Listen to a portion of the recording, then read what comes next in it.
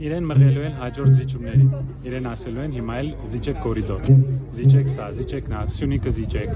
ես ասել եմ, եթե 300,000 մարդ հետ է գալիս Հայաստան, եթե մեր գյուղում ապրում է ասենք 5,000 մարդ, դա նշանակում է 60 գյուղ մենք դատարկում ենք,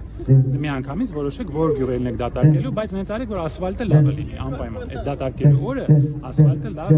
գցած։ Եվ մենք տեսանք նաև ազգային ժողովում այդ կեցված հետի վիճակը, դա ինչի ցուցիչ է։ Ես շատ վաղուց ասել եմ, որ այդ մարդուն վիրավորել պետք չի, որովհետև ակնհայտ է, որ նա ունի շատ լուրջ շեղումներ,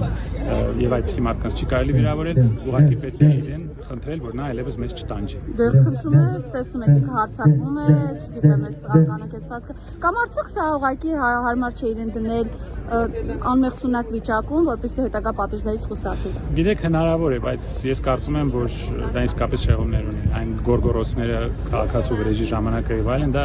նորմալ մարդ այդպես չի պահի, ցանկացած դեպքում այս խմբից պետք է ազատվել։